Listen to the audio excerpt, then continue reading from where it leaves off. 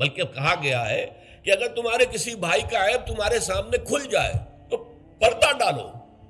تم اگر دنیا میں اپنے کسی بھائی کے عیب کی پردہ پوشی کرو گے تو قیامت کے دن اللہ تعالیٰ تمہارے عیوب کی پردہ پوشی کرے گا. اور اگر تم دنیا میں اپنے بھائیوں کی پردہ دری کرو گے تو اللہ تعالیٰ تمہیں رسوا کرے گا تمام لوگوں کے سامنے قیامت کے دن. تو یہ تجسس جو ہے یہ برا ہے. بعض لوگوں کا مزاج ہوتا ہے یہ دو بھائی جو ہیں ان میں کبھی جھگڑا نہیں ہوا، کیا بات ہے، اب وہ اندر جا کے ٹو لے رہے ہیں، کہیں سے کوئی مسئلہ نکال لیا، اس سے بھڑکایا تاکہ لڑیں آپس میں، اور پھر یہ کہ وہ بھس میں آگ لگا کے جمالو دور کھڑی تماشا دیکھ رہے ہیں کہ یہ لڑ رہے ہیں آپس میں. تو اس طرح کی پرورٹڈ جو ہیں بس شدہ شخصیتیں ہوتی ہیں بالفعل لوگوں کے اندر. اور یہ کن میں ہوتی ہیں؟ جن کے سامنے زندگی کا کوئی اعلیٰ نصب العین ہے ہی نہیں، کوئی اونچا آدرش ہے ہی نہیں، کوئی ہائی آئیڈیل ہے ہی نہیں. جن کے سامنے کوئی اونچا نصب العین ہے، وہ ہائی آئیڈیل ہے، وہ آدرش ہے بہت اونچا، وہ تو اس کام میں لگے رہتے ہیں. وہ ان چھوٹی چیزوں کی ان کو اس کی طرف متوجہ ہونے کا ان کے پاس وقت نہیں ہوتا.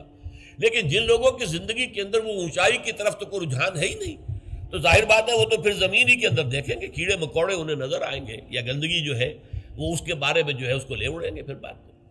اور تیسری چیز ہے وَلَا يَغْتَبْ بَعْضُكُمْ بَعْضًا، نہ ہی تم میں سے کوئی کسی دوسرے کی غیبت کرے. اب غیبت کیا ہے؟ کسی شخص کی غیر موجودگی میں اس کی کوئی برائی بیان کرنا، یہ غیبت ہے. یہ ہے اس کی ٹیکنیکل ڈیفینیشن. لیکن یہاں بھی جان لیجئے ہر غیبت غلط نہیں ہے. بس اوقات ایسا ہوتا ہے کہ آپ کا کوئی بھائی ہے وہ کہیں رشتہ کرنا چاہ رہا ہے اور وہاں کے بارے میں آپ کے پاس کوئی معلومات ہیں ایسی جو اس بیچارے کے علم میں نہیں ہے، اور آپ اسے بتاتے ہیں کہ بھائی وہاں یہ معاملہ ہے ذرا سوچ لو. تو اس میں در حقیقت غیبت نہیں ہے، بلکہ یہ اپنے اس بھائی کو کسی برائی سے بچانے کی کوشش. اس میں اس کے ساتھ نصح اور خیر خواہی کا جذبہ ہے، نہ کہ ان کو بدنام کرنے کا جذبہ. اگر کوئی سبب ہے ہی نہیں اور آپ بیان کر رہے ہیں تو یہ غیبت ہے.